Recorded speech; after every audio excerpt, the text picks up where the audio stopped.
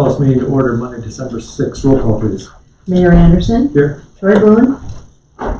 Troy Doty. Here. Will Rolfe. Here. Art Shaw. Here. Teresa Swigan. Here. And Mike Tiedemann. Here. Agenda was sent out. Is there a motion to adopt the agenda? Doty moves to adopt the agenda. Second. Motion by Doty and seconded to adopt the agenda. All fair side? Aye. Aye. Opposed? Agenda is adopted. Minutes for the November 15th meeting were sent out. Is there a motion to approve the November 15th meeting minutes? I make a motion. Second.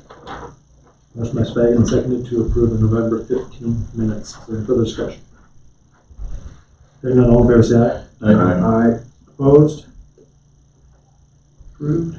November 22nd minutes. Is there a motion to approve the November 22nd minutes? Motion to approve. Second. Motion by Tiedemann, seconded to approve the November 22nd minutes. Any comments? Hearing none, all in favor say aye. Opposed? Approved. Public hearing. Drinking water and clean water utility improvements. It's Milton Banner. So I know it doesn't look like we have any members of the public here. Most of you have seen this very similar presentation before. I'm going to go through it. I might go through some a little faster than I did last time, but a lot of these things that we're going over tonight are part of the requirements of the public hearing process. So we need to identify. So we'll be going through both the wastewater system facility plan improvements that were recommended this past year, and as well as some water distribution improvements that are recommended. So on the second slide, it talks about the need for the project, and I'm going to go through the wastewater project first. The main need for the project is the DANR has issued a compliance order for the city to address the numerous discharges that have occurred from the wastewater facility. The wastewater facility is supposed to be more of a semi-annual discharger, and it's been discharging multiple times a year. And so because of that, and then also the capability of meeting future ammonia requirements and disinfection limits, they are requesting that treatment improvements be made to give it more capacity and to be able to meet the requirements for those standards. The other thing that was part of the facility plan was the electrical collection system, and determined that there was a high amount of I&I occurring.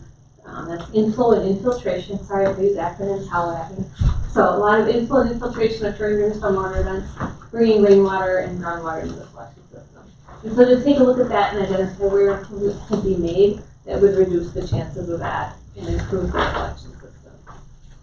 I have on the next slide there just what those ammonia and the E. coli, that's the bacteria requirements. The DNR is going to be dropping those, and they're going to be cutting them roughly in half. And the part of that's because of where Beresford discharges their wastewater. They're just reevaluating several of those streams, those receiving streams, and tightening up standards to improve water quality. And so the 30-day limit for ammonia is going to drop to around 1, with a daily maximum of 2 to 3, and the E. coli limit is going to be in place, and that'll, I've got the numbers, but I won't read them. That's a summertime limit. It's just in place from May 31st to September 30th. So that's a summertime disinfection requirement. So one of the things in a facility plan process we do is we look at the projected population, and that's because when the state funds improvements, they want to make sure they're going to have at least a 20-year design life. So you're going to want to have the capacity to meet your projected population in 20 years. So we forecasted out approximately 20 years to 2045, because it'll take a couple of years for the project to get built. And so we're showing in 2025, the system that's constructed should be able to serve a population of 2,216 people. All right, and on the next slide, the one thing I want to point out too is that we look at not only the population, but we try to project the wastewater flow. And a lot of times we do that by determining what's the current flow per person. And so what we have in Beresford is the flow's been very erratic depending on how much precipitation has occurred during the year. And so we looked at the 2018 through 2021 flows. We couldn't look at much of 2019 and part of 2018 because the flows were so high. The flow that you see in this photo was submerged, and so the flows couldn't be measured. So likely, we show flows of anywhere from 150 this year when it's dry up to 528 gallons per person per day. But it's likely when that plume was submerged, the flows were over 1,000 gallons per person per day for quite some time. So looking at this, we kind of had to come up with a flow that we thought was reasonable based on the data. And it looked like the average 2020 flow of 315 gallons per person per day seemed reasonable to project flows with. And that's assuming that some of the collection system improvements get completed to reduce the flows from the collection system. So that next slide is just a graph that shows the flows in, and those are all the dots in orange, the flows over the years from 2018 to 2021. And that large gap in the middle is where the flow was submerged. And then we've also got rain events. All the stacked blue lines are rain events. And you can see on here that there were quite a few more rain events from that early 2019, late 2018 through 2019. It was a very wet year. All right, going on to the next slide. So the other thing we compare is winter water usage, because if we look at winter water usage and no one is watering, and when the groundwater table should be low, you don't have as much I&I, we can get a good idea of what people are using and what flow basically people should be directly into the sewer system directly from their homes. So by looking at that, we looked at the winter usage for 2016 through 2020, and the average flow was around that 59 to 71 gallons per person per day. So you can compare that, around 70 gallons per person per day to 315. You can see how much I&I is flowing into the collection system that would not need to be treated. So it just identifies and further demonstrates the need to complete those improvements. So that next slide is kind of what we based the design on for projected flows for 2045.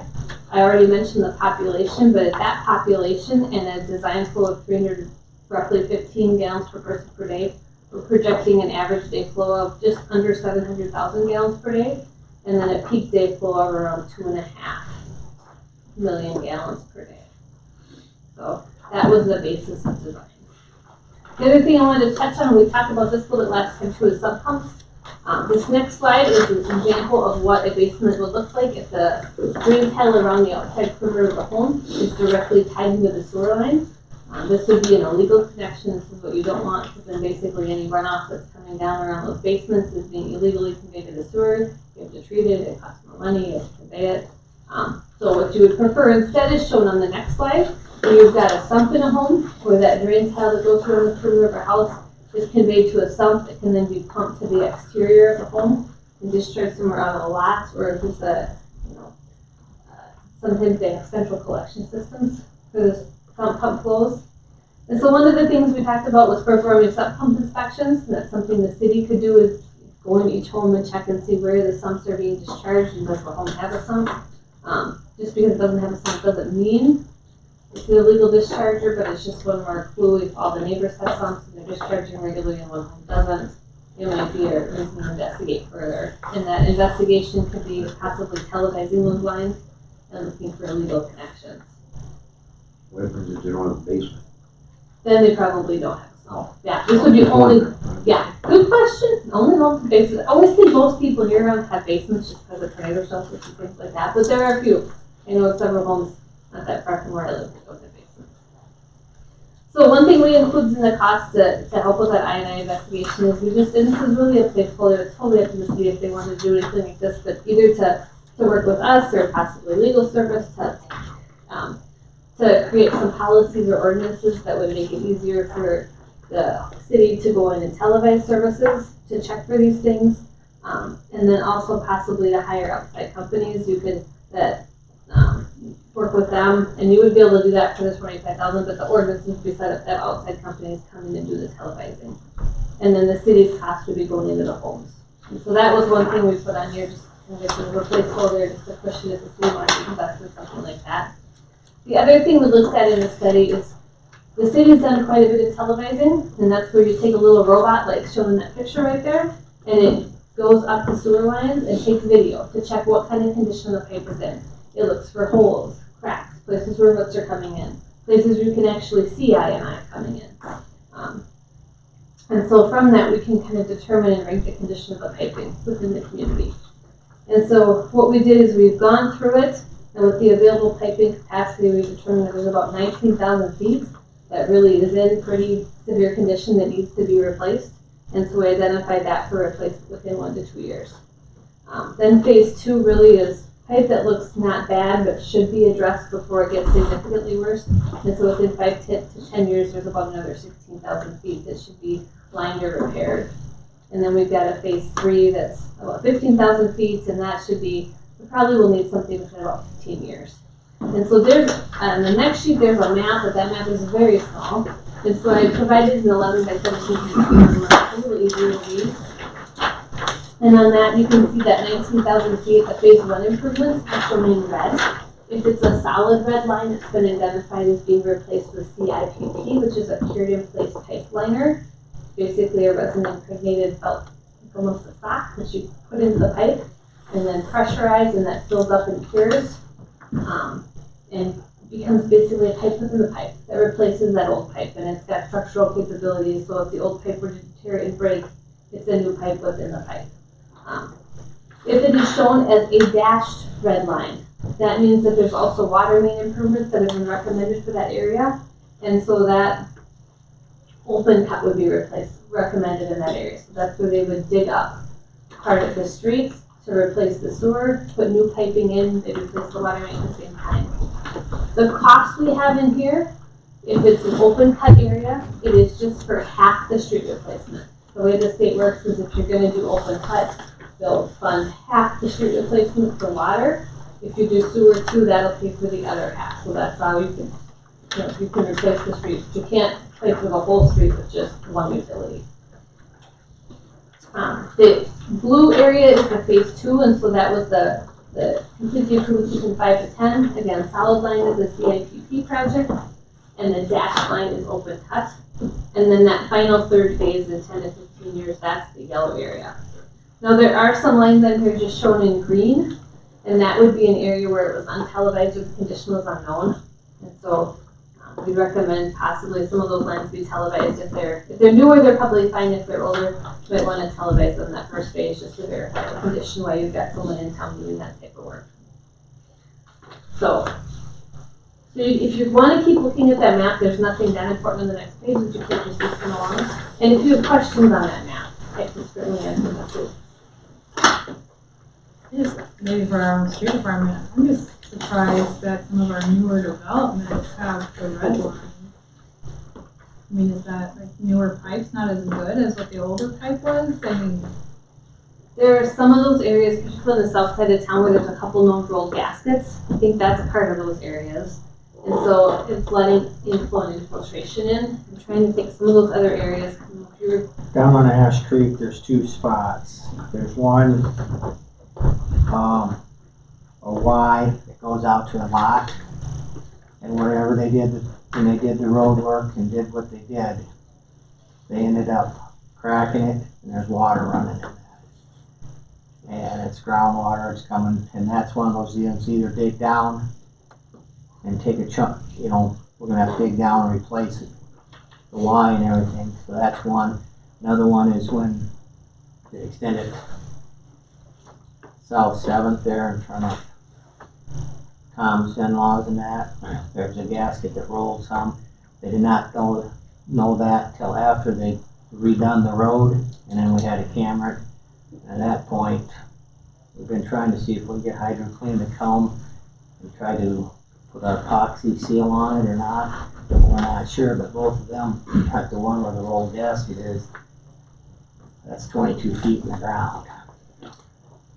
So if you gotta dig that spot up, Big hole. that's So a we're big hole. not And I'm very much with you. I'm very frustrated that we have some spots that are our newer stuff that are leaking compared to 1910, 20 stuff. I mean, I wish we didn't have to, but there's a few spots like that are gonna have to be. unfortunately, due to human error, it sounds like. Some of it is, but it wasn't caught till after many years of, some of that out in Ash Creek was, they put some of it in and it was just sat there and nobody knew about it until we find the camera here, and then we find some of this, and it's hard to go back on a contractor that's Defunct. I was gonna say that one. Was that sewer for, like on Ash Creek, was that put in when phase 1 of the golf course was done? Yes. So that piping was already in there, we didn't put that in when they actually did the street. Mm-hmm. Okay. So that piping's been there for 17 years. Yeah. So there's a couple spots like that. So hopefully there's some of that HydroClean could come and seal, but like the one, it's gonna probably be one of the lots that AMS is gonna wanna do something, and we're gonna end up having to, we've talked to HydroClean, but they've never gotten back to us whether they can go in the main and with the robot go up and try to fix that. If they can't, then it's going in with the dig. That Y you're talking about, is Yeah. that 20 feet deep too? That's probably somewhere in that, maybe not quite, but That's out on the lot somewhere, or that's under the street? under the street, Oh, nice. right where, and actually where, Mark Rooney moved into, 3 days after he moved in, we ended up finding out that where the Y comes and it goes and drops down to head into the street, right by the curb, that 45 was squished and broke. So we ended up, fortunately, we could fix that one with our own backhoe, but there's a patch right out in front of his place. There's another one in front of Larry Larson that Mitch did fix, where it comes and drops down, and driving over, they cracked that, and he fixed that 90, but that still has to be. So some of this is human error, some of it has been, like Mitch fixed that spot, because that was his. But Is some of that due to the fact that the pipe was put in before the street was developed, so there wasn't a good packing and stuff, so that was just virgin ground out there, it was moving? could have been Compaction from the construction equipment coming Yeah. later after the fact? could be some of that. The ones we're talking about are deep enough that probably got crushed when they were packing and rolling stuff back in. Oh, original. Yeah. Nice. So I'm just gonna, since we're talking about that, the first cul-de-sac, why did we camera that one and not the others? And found issues on that first cul-de-sac out there? So Augustus, that's the first one. Well, when Trevor Hansen wanted to build, they sold a little bit of that lot to Anderson's. Well, where that sewer stuff out is, we had to have a camera so we could try to find it, because we couldn't find it. Well, when it's all said and done, it was kind of sitting on Anderson's property, so he went to the northwest to tie into the lot that he bought, and went that way. Well, when we found this, it's got a chunk of water where that is. Water's running in there, dripping. That ain't too bad, but that one we figure HydroClean can go in and just plug it, and that'll take care of that one. So when we were trying to find that one beside Anderson's for Trevor, it ended up being somewhat on their property now. So he didn't want to dig over that way, so instead he went and took his out to the northwest and tied onto the one, so he goes this way and then comes in. So that's how we found that one. So that one needs to be plugged. And that'd probably take care of that one spot there. But yes, that's why we know that one is the way it is. Sometimes what they can do is they can take grouts and they can do what they call chemical injection on those gaskets Yeah. or those joints. And that's one thing we consider in some of those spots, is can they go in and just do that chemical injection to complete the repair instead of having to dig it out. So, I got a question. You got some yellow lines over here by his house. Going east and west, and the yellow says phase 3. Okay, what is phase 3? so phase 3, when we went through and reviewed all the televising video, we just ranked it like a 1, 2, and 3. Yeah, but was it that new sewer water from suburbs? Right, and that might be, I mean, part of it might be just going back and re-televising this in 10 or 15 years and just seeing what it's in. It might be fine, it might not need repairs. I was just on that project. I'm the one that did all the sewer water with her and Mike. Well, like some towns. Why are you admitting that? So we know who to come after. Yeah, and likely, that's where some of that, you know, we put that down as a link, but it likely won't, it may just need to be re-televised, it may not need to be repaired. So, So phase 3 is the good stuff. Right. Well, that means what, 50 years? No, but like phase 3 though, that might be one of those deals. Some towns are getting proactive where even though it's good, some are looking at, let's start relining some of this clay tile before it becomes a problem. So they're already starting to say, let's take this 5,000 feet and reline it now instead of waiting 15 years and having it, well, shoot, we didn't last 15 and now we gotta replace the whole sewer line. You talking about clay tile or you talking about plastic? Clay. Clay. Yeah, but we put PVC. And that's where if it's PVC, it's probably just need to be mentioned to re-televise it and check the condition, but it may not need to be replaced. But yeah, if it's clay tile, you can, if you Clay wait, tile's different. yeah. They're cracking up and down, tree roots and everything else. You can't go to the contractor with that either because that's way too long. Now it's televised and in the notes that you did all that. Ooh, now I know where we're calling, you've got pictures actually. Yeah. So look at that. All right, well, I'll keep going on, but if you have more questions, please ask, interrupt if you need to. So we evaluated for the collection system, we evaluated 4 different things. One is do nothing, because the DNR always requires us to evaluate that. The second one was open cut replacement on all of this, where half the roadway would be replaced. The third one was period in place pipe rehabilitation. And that was curing it where it said we did have some places where there were spot repairs, because there's sometimes where it's bad enough you have to dig up little pieces. And then the fourth alternative was a combination of CIPP, but using open cut replacement to do half the roadway where water main was also planned. And so we've got the costs broken out. So the cost you see for sewer, they don't include water main replacement for those areas. It's just the sewer improvements. I got another question. Yeah. Some of these all, Pete made a pretty good comment. Some of this pipe's 1910. Okay, when they built the pipe in 1910, there was how many houses on that block? And now how many houses are on the block in 2020? Is the pipe size gonna hold? Or should we look at some of them might need a bigger pipe size? Because if you keep relining it, it's gonna get smaller and smaller. That's a really good question. What happens is with that CIPP, it's a very smooth surface on the inside, where clay is rougher. And so authority engineers look at this thing called the roughness coefficient when you size sewer pipe. And so often when you have, say, an 8-inch pipe, which is a pretty smooth sewer pipe, it was 8-inch clay, and you reline it, and now it's maybe going to be, maybe a 7.5-inch diameter instead. I figure the water's gonna flow better because it's slippery. Exactly. It flows better because it's slippery, so it's got often the same or more capacity than it did before. So, but that was a really good question. So on the next page, and on this slide now that's got the alternatives listed with the costs. So what we've got is we've got the 3 cost options on here. We didn't put to do nothing because that's just gonna not solve any problems. Won't help things. So we've got the open cut costs, we've got the CIPP costs, and then we've got the combined costs with open cut and CIPP for phase 1. The televising of previously untelevised sewers. We've got costs in here for lining lift stations 2 and 3 because they are deteriorating and the concrete's corroding. It needs to be lined to just preserve the life and allow the city to keep using those for a number of years. And then we've also got the cost for the phase 2 and 3 improvements. Right now, what's being recommended is to just do phase 1, televised, untelevised sewer that hasn't been done before, so you know what condition it's in, if it needs to be repaired immediately, and then line lift stations 2 and 3.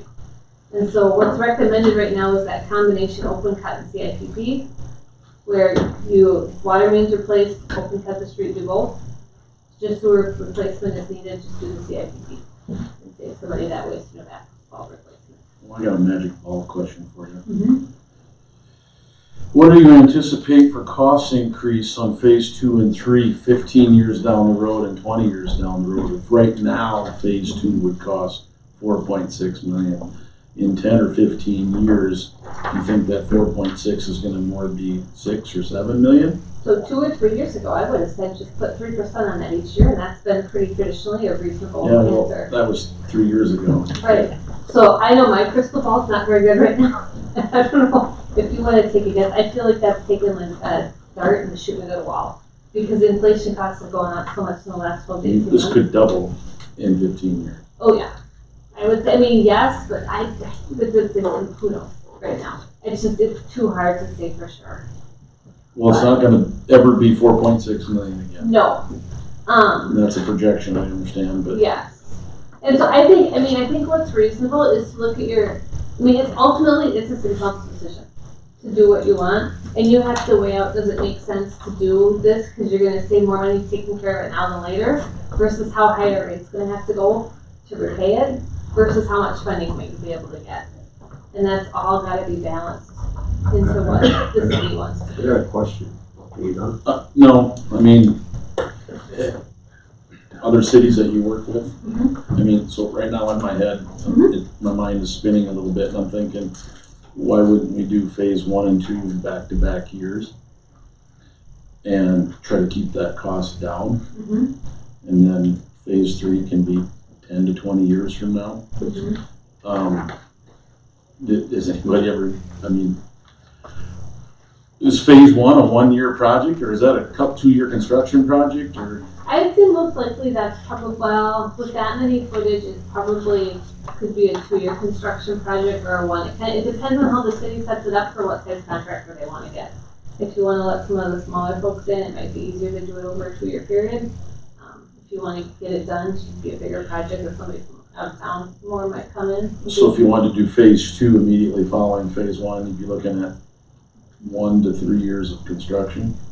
Yeah, and the only thing we get into when you stretch it out into 3 years, if you want to do it that way, from a funding perspective, you would probably want to wait and apply for the funding for that second phase a little bit from now.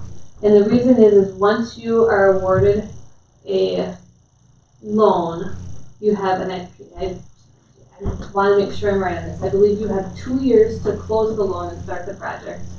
I couldn't tell you exactly. Okay, I'm pretty sure it's 2 years, and then like right now with the ARPA funding they're looking at, once they award it, you have to have it completely spent, so project done in 5 years. So you get, if you get too far ahead where you're applying for funding too early, you just have to be careful to make sure you complete it in time. I got a question for Jerry and Paul. Because you know, the funding for grants, millions of dollars, we have to look into that. I'm gonna have some more information just a little bit later, and I can jump to it now if you want. No, because I heard it was pretty adamant that if it's for repairs, they were just about whatever you needed. Yes, but there's a lot of people asking for money. I know, but what And Beresford? What was that? What Beresford? Exactly. When I go to Beer, they said, this is Beresford, he sits over here. Yeah. So I'll get into what we've been told for guidance on what they think communities may get. Well, I mean, So- we should be trying to apply sooner rather than later, and if We there's a are. problem with appeal, get on it immediately, and then start. You're at the front of the line right now. I mean, there's all these communities that are applying for funding this January. You're in, and you're in the best position you can be to I get the hope most so. funding. Maybe keep us all in the loop on what's going on every meeting or so. I think I just got an email on this right before Thanksgiving. So it was between now and your last council meeting is when the DNRs released some of this information. So it is. Well, my question to you is, what I heard was, you know, there's a couple $100 million, so if we're looking at $8 million, or like Troy said, if you hire a big contractor, 8 or 10 or 15 million is nothing. If you hire somebody big, and let's go for a 15 or $20 million grant, we'll be getting more for the grant money because it's 80%. Are we talking 80 or 70 or 60? What are we talking on the money? Well, there's more than just the street project here. There's sewage pond too, so we'll get into that Let here me in get a into bit. the cost Yeah. and then I'll provide information on initially what they're thinking right now for Okay, grant funding. appreciate it. Thank No you. problem. Thank you. So anyway, so this is just the collection system improvements, what's being recommended. And I'm gonna go through some of this pond stuff now, because that's besides the collection system, we've got the wastewater ponds and then a little bit of water distribution. So right now, there's an exhibit that just shows you how water moves through the ponds, just to kind of understand how it works, and I think that'll help to have things make sense when you start to look at where we're proposing items. So the biggest note here is that, you know, the ponds, the water comes in over on the southeast corner, flows through pond 1, 2, 3, and then out to the Blind Creek outfall, just northeast of pond 3. So we've got a couple of things in the pond estimates, and one is to remove some sludge buildup that's out at the influent. You can see in this next photo, that's the pipe that goes out into pond 1. And when that wastewater comes, you know, it's flowing from pond at a decent rate, and it hits the ponds, and it's flows way down. And all the solids that were floating in it settle out. And so in that area where that influent pipe terminates, there's quite a bit of solids. And it would be good to hire a dredging company to come in and just dredge that area out and get some of those solids out of the ponds. So we've got Question. Mhm. Okay, on this dredging off your solids, how deep can you go down if you dig more solids out of, say, the 2 or 3 ponds? Would that be the same square footage and put a new pond in? Good question. We're not proposing a new pond actually, and the trick with ponds is around here, Beresford ponds and most other ponds are constructed with a clay liner. So you use the soil to make an impervious layer in that soil or in that pond.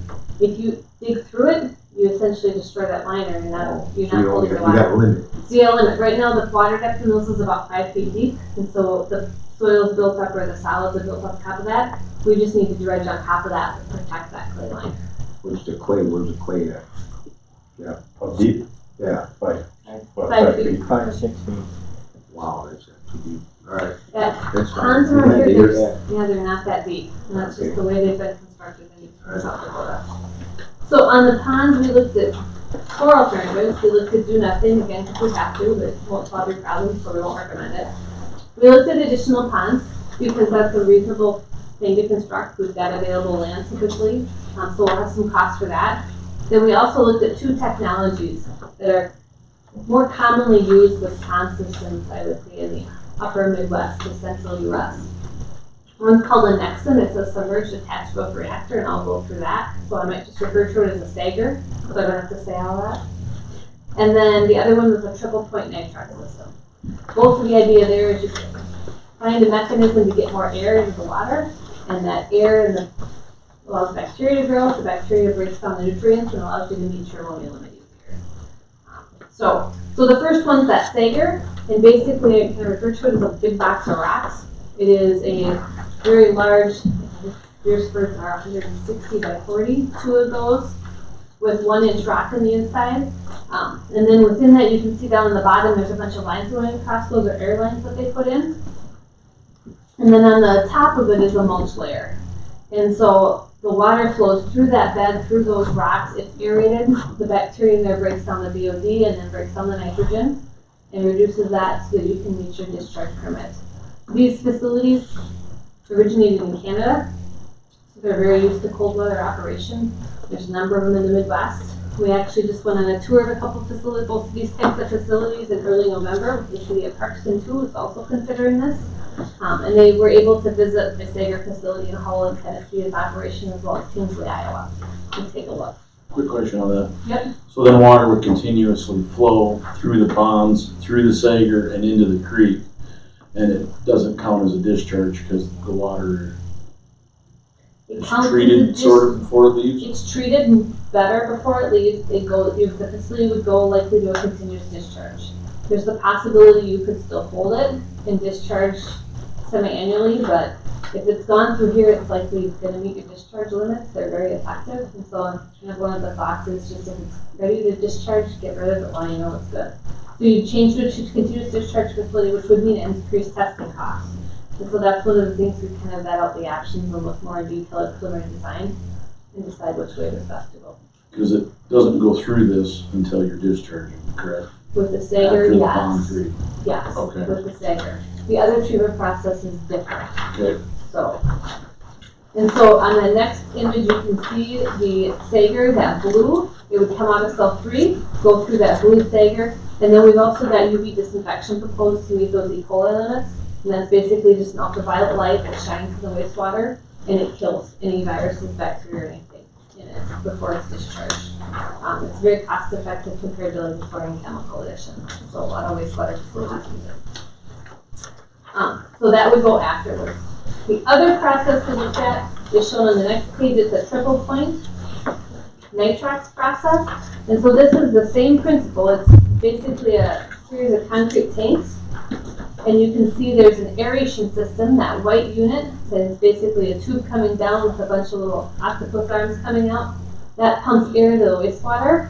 And then there's a media that they have floating in that, and that's that photo that looks like a bunch of honeycomb cereal almost. That's inside that tank. So instead of rocks, the bacteria are attached into that honeycomb plastic medium, and they're being fed the air to break everything down. With this system, if you go to the next sheet, the manufacturer is recommending that this process instead would go between cells 2 and 3.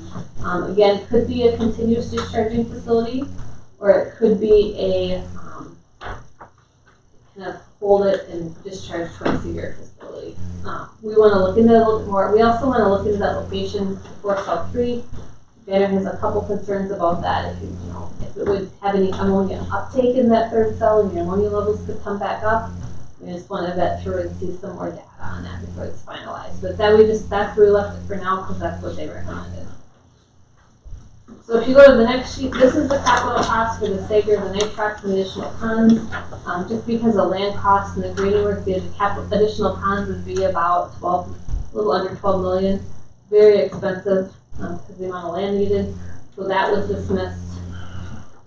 And then the Sager and the Nexum, when you look at the capital cost and then compare the annual O&M cost, the triple point may have a higher annual O&M cost because you may have to heat the water. And you also have to have an effluent lift station pump. And so those two things combined, while the capital cost is less, the annual O&M is more. So when you look at a comparison, on the bottom there, the total annual cost, one's $348,800, one's $347,400. They're basically the same. I mean, we're doing this high-level estimates. There's a margin of error there. So I would say right now, the city's investigating both of those and considering both those alternatives. And when the cost of that goes to be, and I will let you. That's why we toured both facilities. We toured the Sagers I mentioned, and then also there is the farthest north triple point nitrox unit is down by Des Moines. And so we toured that facility. But want to see some more data on more northern installations. So the last portion of the improvements is the 7th Street Water Main Extension project. And I apologize, I'm not quite as familiar with this project, but provided some information, and so I'll relay that to you. This is primarily a water main extension that will provide looping to improve the distribution system performance. And then there's also a small sanitary sewer extension as well along 7th Street. So the water main loop is a 6-inch and the sewer extension is a 12-inch. And so if you go to the next sheet, the proposed project cost for that is a little over $1 million. But some of those project costs are for the street improvements that are not eligible for funding in this situation, is because where the street improvements are in relation to the water main and the sewer. I have a quick question. Sorry. No, you're fine. Go ahead. Back on the previous slide, Yeah. there's 3 options for pond, Sager versus triple point nitrox. Yeah. So in the total annual cost, that includes bond payment and operating costs? So, yes. So the current capital value, or current annual capital payment, that would be your bond payment. Right. And then the this operating costs. assumes a 20-year, or 20-year loan at 2% interest. And I believe some of the funding's actually looking out at 30 years. So when we get down to the actual funding, some of these costs are a little bit lower. So the life expectancy of a pond is almost infinite. Not close, but I mean it's a long time. What about these other 2 systems? So What is the average yearly capital investment in order to maintain and replace the system down the road? So in a facility plan, we typically look at a 20-year window. The tank and the box of rocks, essentially, those will probably have more of a 50-year life. But when you look at the blowers, some of the pumps, some of the aeration equipment, some of the valves, those will probably only have a 20-year life. So that's where it's kind of a hodgepodge. Because we did a 20-year analysis in the facility plan, which is typical, we didn't account for the replacement of some of that equipment again in year 20. You're looking at a $2 million increase in annual costs for every 20 years at $100,000 per year, right? That's $2 million. Oh, 70,000 to 90,000? Yeah. Right. Yep. So, and then you start over. But not completely, because your tanks are there. Right. I mean, you're just replacing some of the equipment. So I would say a good portion of your cost you've already paid for. So you think in 20 years it's going to be $2 million? No. $1 million I would say to $1 million probably to rehab it, refurbish it? Refurbish everything. But if we were to just do a pond, is that going to help our ammonia and our E. coli levels? So Yes. here's the, well, you have to get 270 days of storage to be able to get down to 1 milligram per liter. ammonia, which would be at least doubling your existing ponds.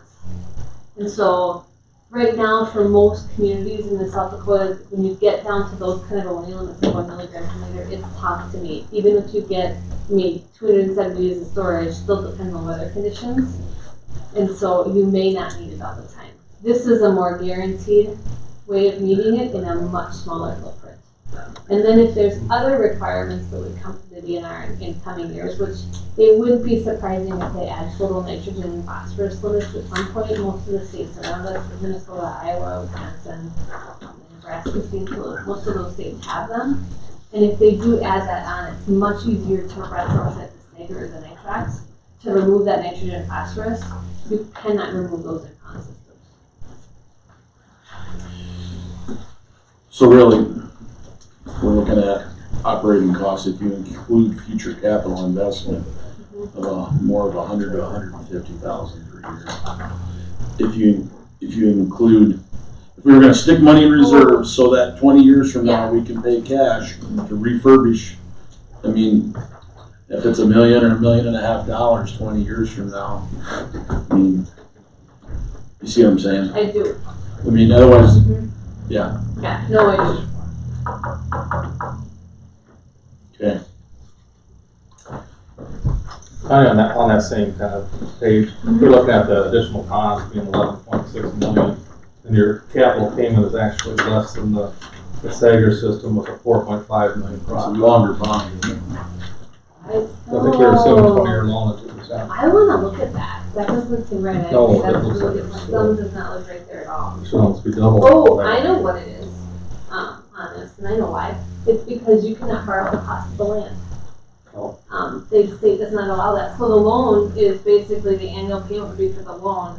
And I probably should have an asterisk down here that the city would have to pay for the land costs on either, a conventional loan or some other type of loan. Which little city already owns? We own all that land around the pond. I don't think there's you need to double the pond capacity though. So you would need to build like all the ponds you have, you need twice that. And so you wouldn't have enough land down there to build. I'm trying to We couldn't go to the east, which would be the best, because they got that big gas line.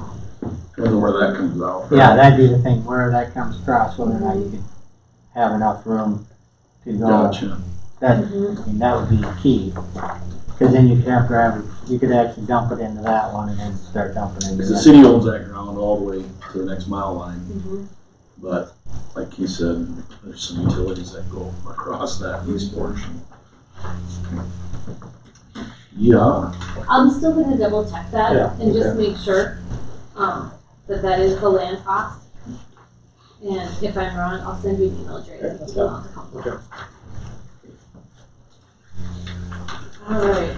Okay. And please, if anybody has questions like that, to ask, we can go back. How's the headache now, Mike? We were talking numbers for the finance meeting before this, so. All right, so now I'm going to go through the project financing portion. And this where usually Leslie from CCAG is here. But with all the communities applying for funding, there are a lot of council meetings to be at right now. So she is at another council meeting. She's giving me a sheet, but most of the information is in here, so we'll just go through that. So in the loan application, and so that's where if you try to add up some of the numbers I had, because we looked at 20-year in the facility plan, and what CCAG has put together is a 30-year application, and it includes the drinking water. Things are not going to totally add up perfect. If you add up the capital cost, they will, but some of the funding stuff. So this is the key information for what's being applied for from the state. So the state's looking at a 30-year loan for the wastewater system improvements, and the interest rate on that is 2.125%, and a 30-year loan for the water system improvements, and the current interest rate on that is 1.875%.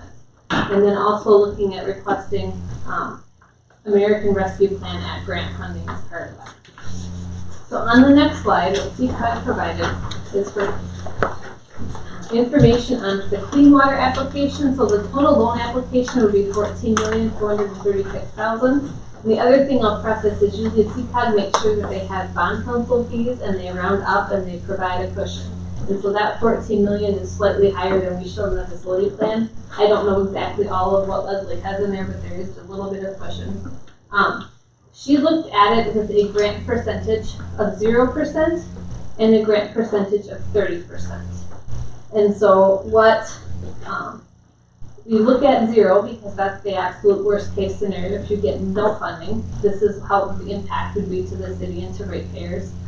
She's got in here, if as anticipated, the city receives a 30% ARPA grant, the loan could be reduced. And that would reduce that annual capital payment for the SRF program from $652,004.85 to $456,403.39. So that's with a 30% reduction. Leslie doesn't have this in here, but the information that we got from the state right before Thanksgiving shows that it's possible for Beresford's population and the size of the project that the community could receive up to a 50% grant. And that also, when a city is under a compliance order, the DANR has the liberty to award more grants. That does not guarantee that you're going to get, anything.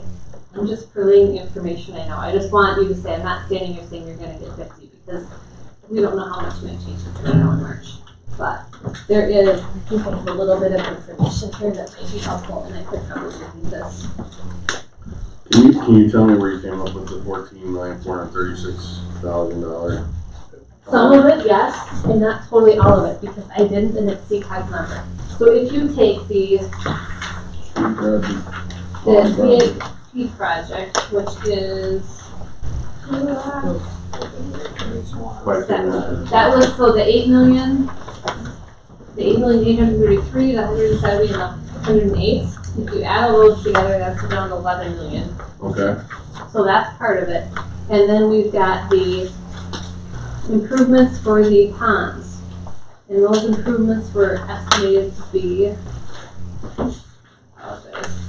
That includes the dredging and the building of that Sager. yep, and so that's another 4 million. Okay. So you're looking at right around, that's close to that 14 million, but it's because CCOG puts a couple other things for bonding and stuff in there, it's not gonna add up perfect. Okay. And that's where I don't know exactly, but it's very, very close. So that would be the phase 1. That would be the phase 1 improvements, and then, in the building of the Sager or the Yes. Necrox thing. Okay. yep.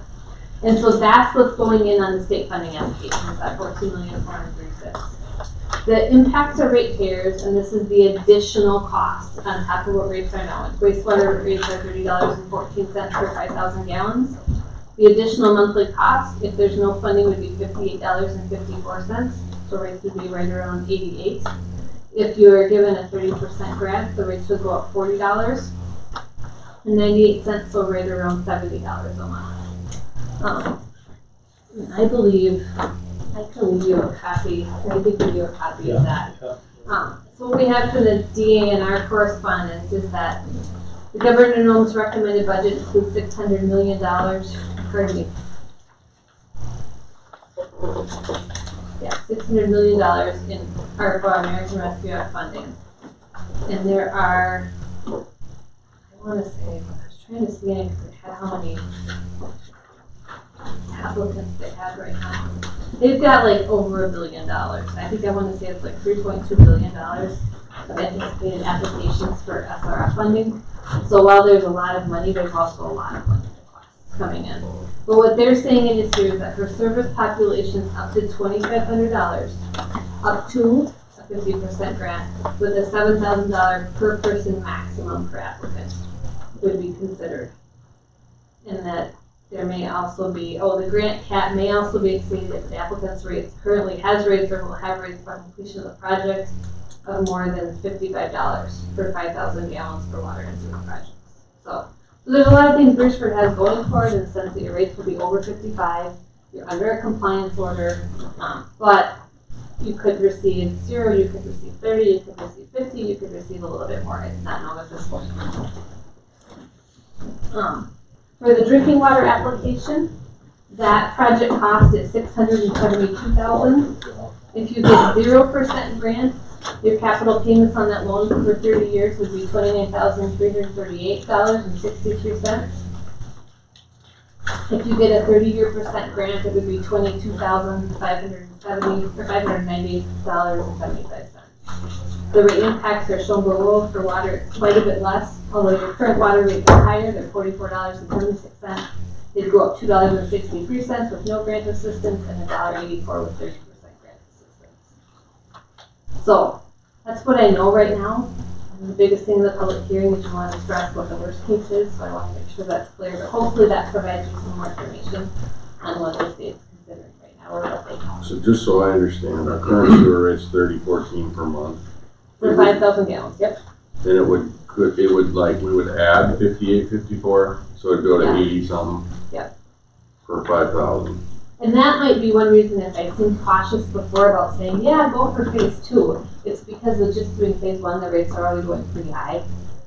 And so it's balancing that cost savings. Well, the reason this project is as much as it is because maybe we haven't been doing the maintenance for the last 50 years that we should have been doing, and here's where we're at. And that's So we need to be proactive rather than reactive, and that's why I say that phase 2 is gonna double in the next 15 years. And so, but it's a big chunk to bite off, I understand, but and if there's you gotta look at it and go, we own it. Every taxpayer, every utility user in town, we own the problem that we have. It's a huge investment, and it's gonna, it's gonna be a burden for some people, but it is what it is. my big plug on that, but I'll say if there's any way the council can dedicate, if you can put another $100,000 into maintenance of the sewer department every year, to let these guys go hire folks to come in, because you can do a $100,000 maintenance project without bidding. So they can hire a hydro cleaner, somebody to come in and do manhole rehab or line a couple blocks every year and whittle away at it. That would be a great way to be proactive. That's after phase 1. Yeah, that's after phase 1. Right. Right. But if you get it, I would want to put that plug in there, because that's probably one of the best interests that you can consider.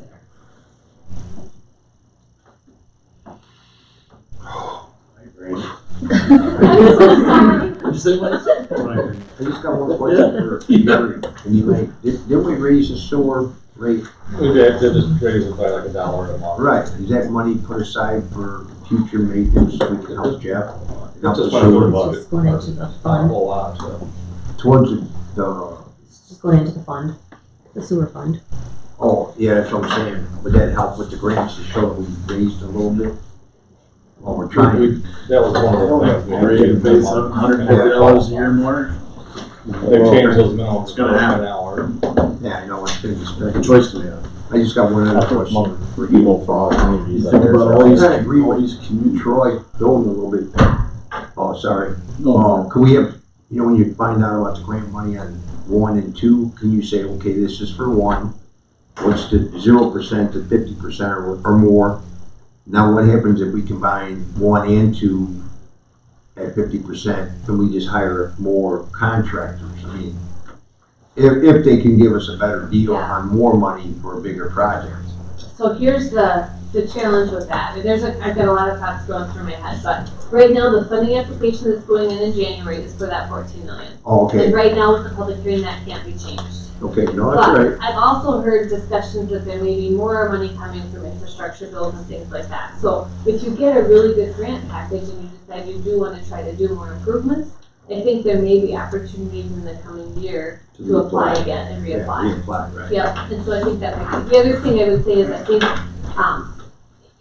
it may be challenging to get enough contractors and raw materials to economically construct all of this, but we'll deal with that when it comes. So these ammonia and new E. coli standards, when do they go into effect? They'll go into effect with the next permit, which I believe 2024, do you guys remember for sure? 2024, we have state effect 2025. Okay. So essentially in the next 5 years, every community in the state is gonna be having to go into the new standards? No, certain communities, every so often the DNR will look at stream standards and they'll look at water quality analysis.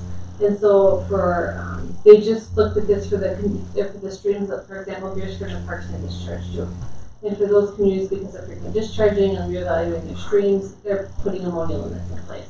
Other communities already have ammonia limits in place. Other communities are beginning to monitor for it, and it will likely come into place in the coming years. So they're kind of staggering it.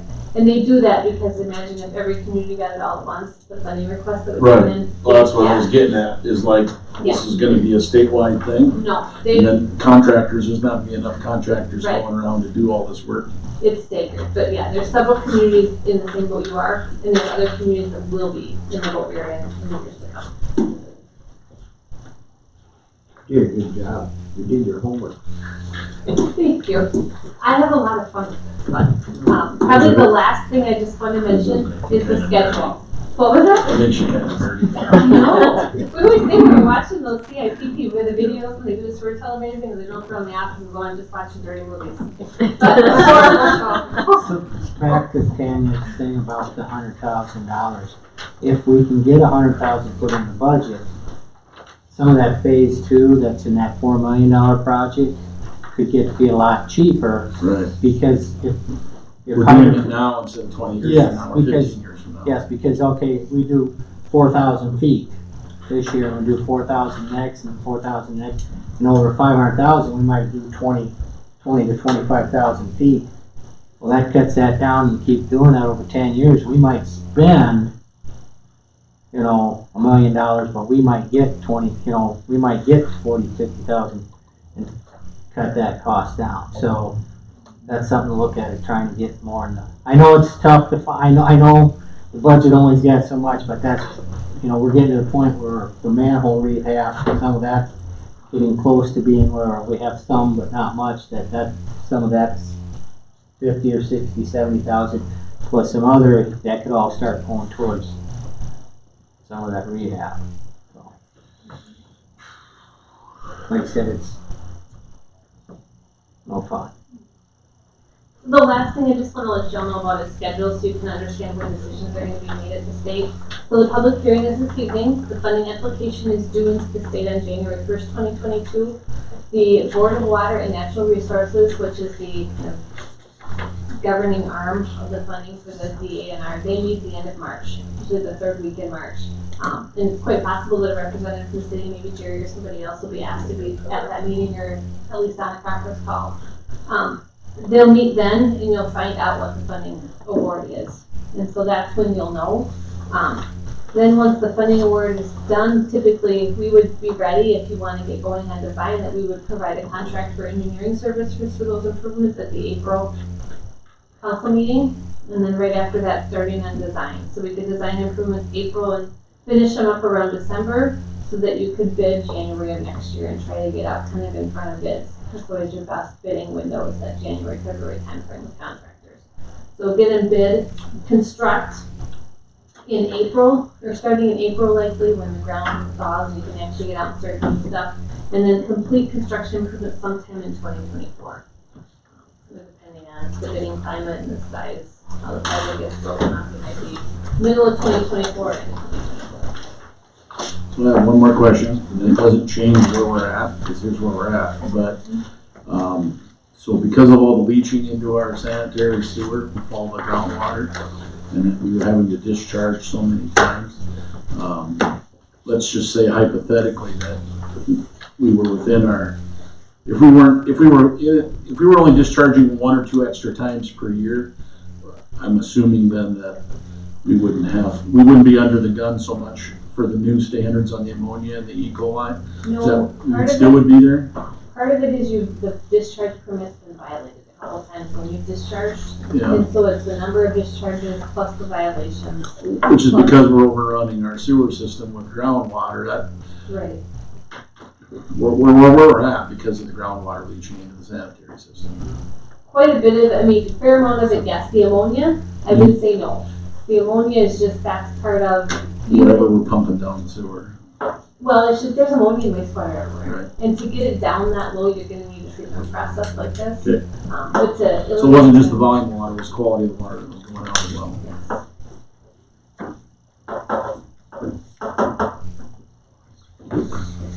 Pneumonia is what's killing us. If we have public BOD. standard change then? The BODs, total spent solids, those we couldn't pass it up. Like I said, I did a pre-sample here on November 22nd. I'm dumping for 5 days this week, so I'll have enough room for the winter. The ammonia level on the 22nd, they sent in, they set it up, I got a report back, it was 5. So we're not even close to being at the one to dump. That's, And there's no groundwater really going in there at this point. no, not right now. Actually, one of your solutions to pollution is dilution. Which means, we have more water. I mean, but I mean, that's the catch-22. We dump an 18, 19, 12 to 14 times. You know, if we dump 7 times, that's about what you know, you dump some in March, dump some in April, maybe dump a little more in June, and then you got, make it through the summer, and we dumped in October. I didn't dump in November, I'm dumping now for a week. I'm actually, you know, I got a book that I gotta write information in, and on the, there's a thing where you keep all your, about that long with a bunch of lines. Well, I've had to make copies on those years, what you gotta do. I got 2 pages of sewer samples this, instead of what you should do in a normal year. This year now, I'll have that much left at the bottom because I haven't had a dump. But again, when you get rain and you get a 9-inch rain, you can just imagine how much water's coming to the system and that. So, yes, if we could eliminate the I&I, that'd help tremendously, but it's still, the feds are cracking down on the ammonia levels, and there's no way we'll. Does ammonia leach into, or is that all human discharge? That's all human discharge. Industrial projects. discharge? I mean, yeah, I would say most of it's just normal domestic human discharge. And, you know, there's some, like I said, found and cleaning projects, but a lot of it's just natural.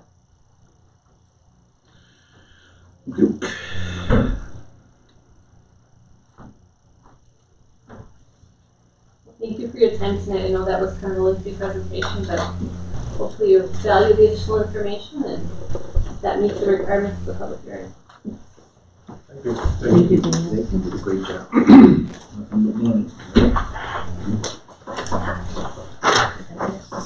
Next item on the agenda is application for the one-day malt beverage license for the Beresford Fire Department. Just the overnight, February 5th, 2022. Is there a motion to approve? Shall I make a motion to approve the one-day malt beverage license from Beresford Volunteer Fire Department for February 5th, 2022. Second. Motion by Shot and seconded to approve the application one-day malt beverage license for February 5th, 2022 for the Beresford Volunteer Fire Department. Any further discussion? Hearing none, all in favor say aye. Aye. Opposed? Business to be heard. No committee reports, correct? Next up, Austin Hanson. All right. Yeah. Item, just want to let everybody know, recently we were named a Smart Rural Community Provider and a Gigabit Capable Certified Provider through the National Telecommunications Cooperative Association that we're a member of. And because we were named those providers, the city was also named a Smart Rural Community. And so with that, it's just a great marketing opportunity for the city. I spoke to Jerry a little bit about this earlier this year, and you know, he's going to be able to use this when he's talking to potential businesses that are moving to town, residents that are moving to town, things like that. So just wanted to bring that to everybody's attention, and I included some information about the program, the requirements we had to meet to get this award, and I also just provided some of the logos that we're going to be able to use. They gave us a whole marketing kit, social media, logos, and then I also included some examples of some signs. We can put around our community. We have to purchase them, but you know, just going to talk with Jeff, see if there's some spots where we can put those up, just to advertise and say, hey, this is what type of network we have in town for our customers. So, questions on that? He's got one question. Yep. Other towns our size, how are we comparable with the speeds for some of the, we're close by or way ahead? Close by here, we're actually sitting pretty well. Alcester's in a pretty good spot. They're with Alliance. Alliance has 1 gig speeds. You know, but if you're in Bass territory, good luck. It's pretty rough. I know my friends that live up by Worthing. Yeah, it's maybe 25, 30 meg is it that they can get. My sister lives outside of town. She has Vast, same thing.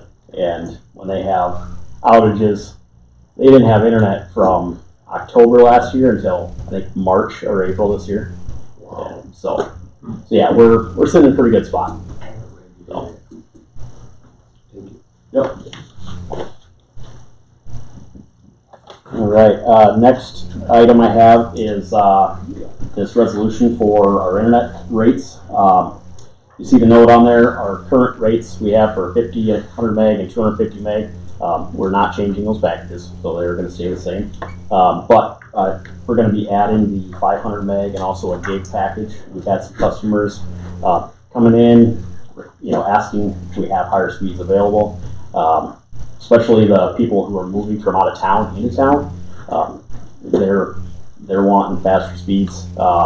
We had some businesses inquire about it, so I thought that was just the right time when you start providing those services to customers if they want them. As well as we are now a gig certified capable provider through NTCA, so I felt that we're going to be certified as that, we should probably be offering those gig services as well. So. And those rates are comparable with others? Yep. So we did an analysis on the other SDN companies. You know, some of them are a lot cheaper, especially Alliance. And then also looked at Midco. They're offering a gig for $100. We talked to our consultants about that, and they advised against doing that. You know, one thing if you look at like Midco, they've got so many customers they can spread their costs around. It just doesn't make sense for us cost-wise, you know, for expenses. But they also, our consultants also looked at it, and their feeling on it is, hey, you know, we're receiving subsidies from the federal government, and you know, we need some money to help pay for some of the stuff, but then we're going and giving away our services, you know, for dirt cheap.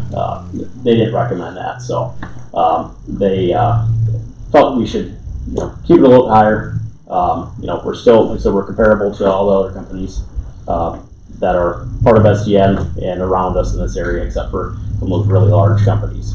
So. I just got one question. Yep. SDN, we own part of it, or we invest part of it. Correct. Yes, we're part owner. We still got some money coming towards our way for the loans we gave them. Yeah, we receive, you know, dividend checks every month right. and every quarter, and we receive other checks from them. Good investment. Yes, very much so. You need a motion on this? Yep. Should I make a motion, resolution 2021-12, setting internet speeds and rates as Austin Hanson stated. Second. Motion by Shot and seconded to consider resolution 2021-12. Any further discussion? I do have one more thing I'd like to share with you guys. We have to vote on this first. Oh, yeah, sorry. A little ahead of myself, sorry. No further discussion, all in favor say aye. Aye. Opposed? Approved? So, after about what we think has been 25 years, we have decided to upgrade our logo. So, that's going to be our new logo. We asked everybody, Rob thinks it was in 96 when we had our current logo. We stole our current logo from everybody else in the industry. So that is going to be our new logo going forward. We're going to introduce that to the public on the first of the year. So we'll all upgrade. So Who designed that? I did. Thank you. Did that cost us anything for you to design? It was a lot of hours at night. You didn't patent it and sell it to us? What's that? You didn't patent No. this? Oh, No. man, I would feel great. You're doing a great job. Keep it up.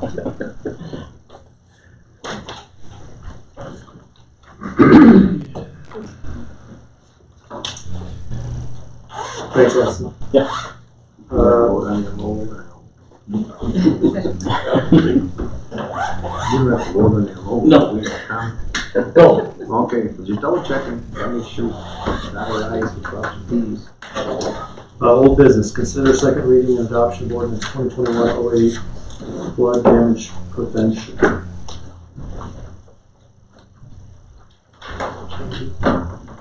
There's no changes from the first reading, which was last meeting. Just need a motion to adopt the ordinance, is that correct? Yeah. Correct. So Doden makes a motion to adopt the ordinance 2021-08 flood damage prevention. Motion by Donovan, seconded to adopt ordinance 2021-08 flood damage prevention. Any further discussion? Hearing none, all in favor say aye. Aye. Opposed? Ordinance approved. Consider second reading and adoption of ordinance 2021-09, ordinance amending ordinance 2021-05 with respect to licensing provisions for cannabis establishments. And this is the second reading. We had that special meeting a couple weeks ago with some changes regarding the licensing fees for cannabis establishments. That moves them over to be adopted by resolution. And then this also had a provision for a lottery if there were more applicants than there were licenses available. So that was the main changes. The follow-up to this would be the resolution, which actually sets the license fees to be paid. So.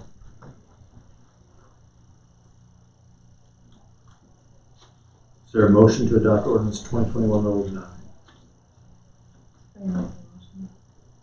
One second.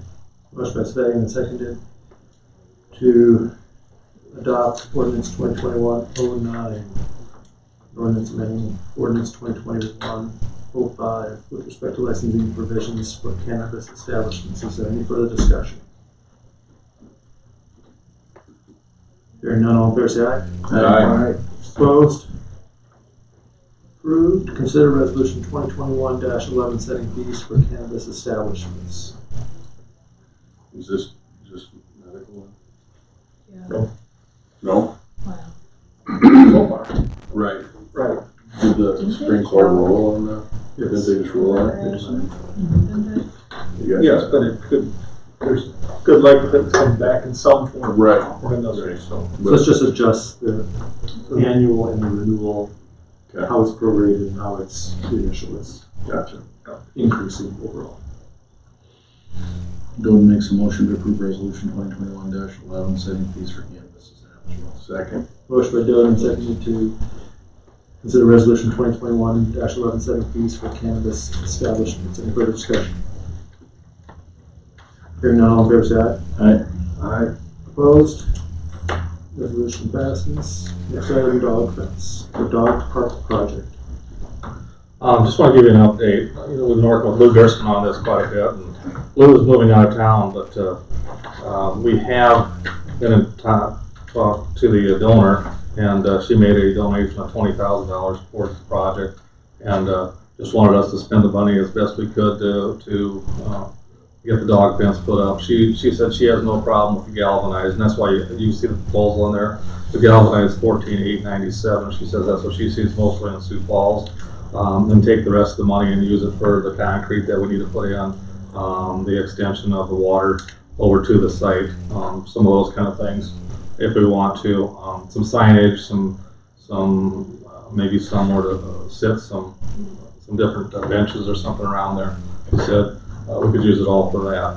If you wanted to go the black coated, which is vinyl coated, similar to what we have at the swimming pool, your cost goes up to $19,586. So obviously that looks a little better. I don't know if it wears any better, but it does look a little better possibly. So I wanted to bring it up to you guys to see what you want to do that way. I have been talking to Mid-American Energy.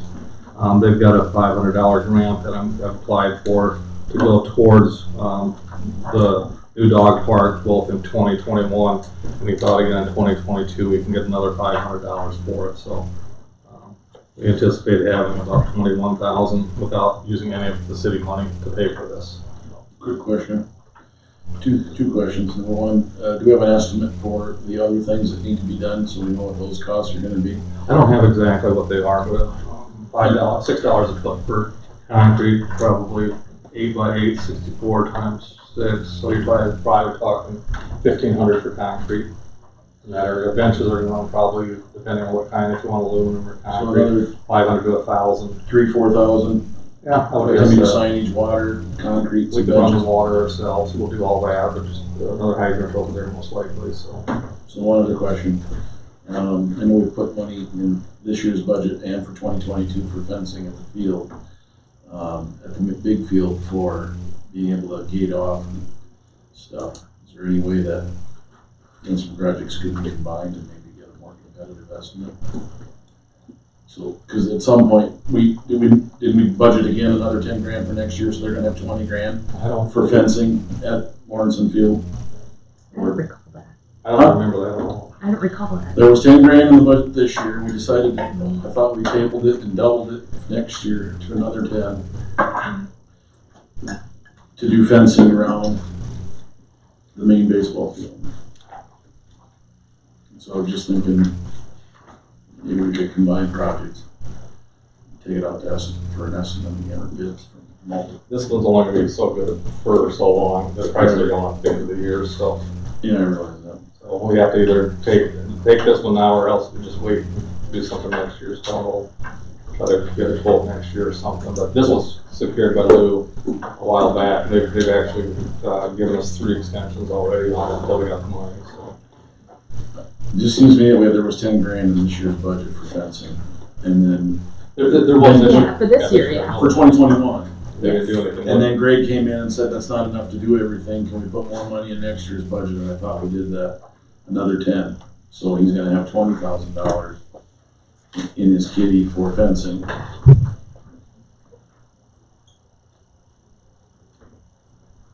But that, his request was to put money in there There's and carry this So we over. can look it up, Troy, I guess we'd have to look at it. There was That's been a while ago. 102 put in for ball field maintenance. I think that was lighting, and I think now that there is part of that, because it came in at 92, is it 102?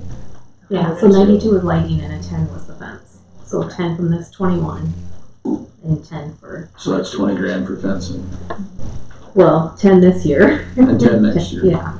He has Do we have one council meeting to go. Yeah. It doesn't roll over though. Right, however. right. Well, we talked about it, it just goes forward as carryover cash, as this was, I mean, we were asking this, and I go, well, you know, it's Because just they wanted to use cash on hand. They So wanted next to use it year, for something else, and we said no. we said no, it was designated for fencing, and that's what it's gonna get used for. And when we spend 20 next year on fencing instead of 10, which is in 2022's budget, it was like, well, we're just cash on hand. What we probably need to do is put that 10,000 from this year into reserve at, to Right. ask that gets pushed. So it's Reserve, there. It wasn't spent. We did that. That's Right. going. Right. Start over. That's the only thing that I know of from all the departments that we've agreed to carry over was that fencing money. There's no other carryover money from any of the other departments that I'm aware of. Not this year. Right. So do you need a motion to consider this? What do we do? We've already moved forward with the dog park, I think we've had that discussion, but, yeah. Bid building. Yeah, we can, yeah, the quote. I just needed to know if you guys are ready to move forward, if you want the vinyl or the galvanized, so that's all they're waiting on. I told them I'd get them back to them after the day so they could lock it in. I've never seen a dog park without vinyl. And I'm talking about interstate bus stops, the truck stops, they're all vinyl wrapped. Are they? Is that what you're saying, the black? Yeah, well, like at the Summit in Vermillion, at the coffee cups, I think they're all vinyl coated. It does look nicer. It looks nicer. I don't think you get the sharp barbs on the wire for the galvanizing, the clumps of galvanizing.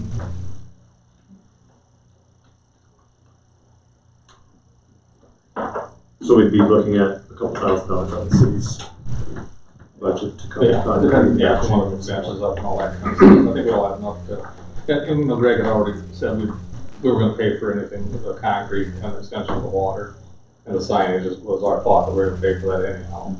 And originally, we didn't think we were gonna get $20,000 out of it, we figured it would be 15,000 at the most, and she came back and said, no, I'm gonna give you the full 20,000, you guys do what you want with it. Might as well do it right, you know, we didn't do it. First time, I think Troy's got a good point. looks better. Does anyone disagree with the vinyl coating?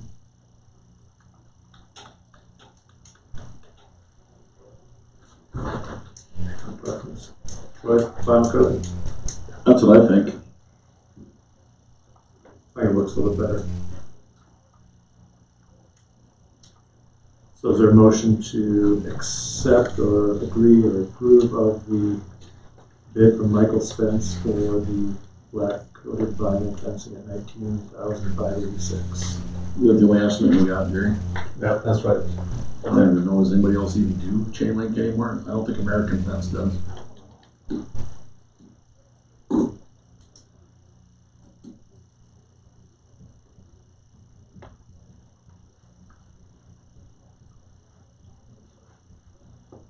No motion? So I make a motion for a dog park project for the bid of rubberized fence from Mike Fence, approximately 19,000, couple $100.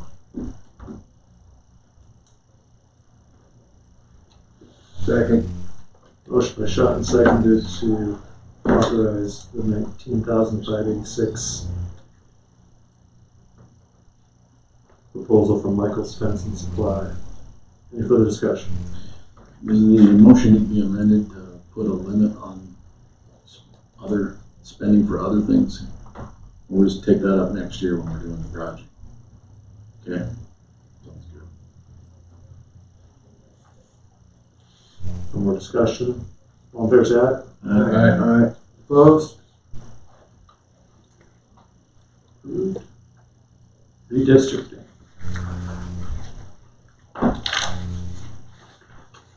Well, hopefully you guys have all had a chance to kind of look at the current ward map. I apologize, I think I have the current ward map as a second of the picture instead of the first one, but gives you the idea there. And obviously we're supposed to stay within a certain deviation. We have a couple different ones there that the CCOG's put together for us. Our total deviation based on the current ward map is 15.62%, so that just tells us that we have more growth in other areas of town than most of that's probably down in the south end where we've had more of the housing being built, so that's going to offset some of that. But so we looked at some different options there. They put together some of these options based on the current census information for each of those areas, and I think Elaine, you looked at the alternative number 1. That was the one that I thought would be best. That one leaves all of you guys in your same wards. Yes, and we would see the same words. So on here it says our population's 2250. How accurate is that? I'm going with that because I haven't seen a number yet. Because Banner's been Yeah, that's gonna say Banner's been using 2,000 as our baseline for And they our project water. our population in 2045 is only gonna be 2260. Yeah. Right. Well, the We're girls, gaining 10 people. we know how many customers we have on utilities, so Yeah. if you got water and sewer and stuff like that, we kind of base that, and we know what our average population per household is, and we feel 2250 is probably more accurate than where we're at right now. So we order some signs in for the, I think the state does them for us, or they come in. there's a different amount on each sign, isn't there? Like over here by the church and the first I'm drive. not sure what they got out there, but normally they try to keep the same number. Well, I mean, this way when you apply for the grant money, So it's nobody better drives around than, you got with more the rather than less. 200 more people times $7,000 or $8,000, more money for us. So do we need to make a motion then or something to adopt? We'll probably have a resolution, we just have to Okay. tell them which ones This is we just agree information. of these, or unless we want to have them go back and take a look at some of the different additional changes, but the total deviation on alternative number 1 is our best deviation at 5.2% also. And it looks like it's a lot easier to explain to people than some of our old ones. Yeah, you get a little gerrymandering going there with the middle, huh, boy? No pun intended. No. I wouldn't have anything to do with this, other than Yeah. look at it.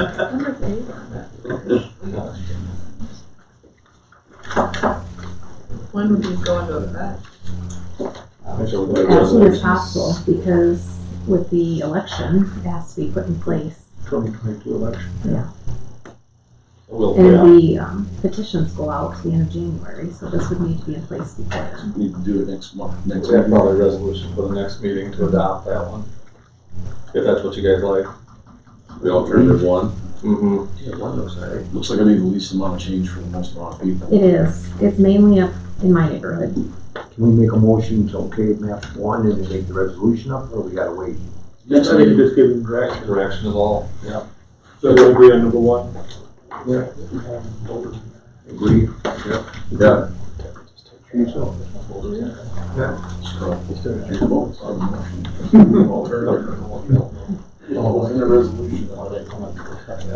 Sounds like one. Next item is request to light fireworks on December 31st for a wedding. Does anyone have any issue with? We have to vote on that. Does our ordinance say you can do fireworks on New Year's Eve? With the council's approval. Oh. We need to vote on that. We need. So it says fireworks are legal on the day, well, that's not necessarily true. Ben has talked to these people too, and they're, Do we need the fire department there? No, it's they're like not even. sparklers. They have like over the counter fireworks. Oh, I They're thought not you like, know. I don't think there's any noise. or sonic. Yeah. Is there a motion to approve the fireworks on December 31st for the wedding? Second. Motion by Fagan and seconded to approve the request to light fireworks on the bridges. Of course, December 31st, any further discussion? Hearing none, all in favor say aye. Aye. Opposed? Approved subsidy drawdown request for the Beresford Senior Citizens Program in the amount of $3,000. Is there a motion to approve the drawdown request? Motion to approve the drawdown request of $3,000. Second. Motion by Tiedemann and seconded to approve the $3,000 drawdown request for the Beresford Senior Citizens Program. Any further discussion? Elaine, is that the approved budgeted number? Okay, thank you. No further discussion, all in favor say aye. Aye. Opposed? Approved subsidy drawdown request for Bright Beginnings Child Care Center. What's the amount of this one? $4,000. $4,000. Their motion to approve the drawdown request. Bill moves to approve the subsidy drawdown request for Bright Beginnings Child Care Center in the amount of $4,000. Second. Motion by Dolan and seconded to approve the $4,000 drawdown request for Bright Beginnings Child Care Center. Any further discussion? Again, I assume that's the approved budgeted amount. Thank It you. is. No further discussion, all in favor say aye. Aye. Opposed? Approved. No discussion items. I have one thing, just a friendly reminder about Wednesday's department head review, Is it starting 5? at 5 o'clock. Yep. Does everyone know who should be here? Okay. No travel requests, is there a motion to authorize payment of bills? So I make a motion for the Second. Motion by Spagan and seconded to authorize payment of bills. All in favor say aye. Aye. Opposed? Bills are paid. No further business for the council. Meeting adjourned. Public safety committee can just stick around here for school. Who's on that? My public. It is Art, Will,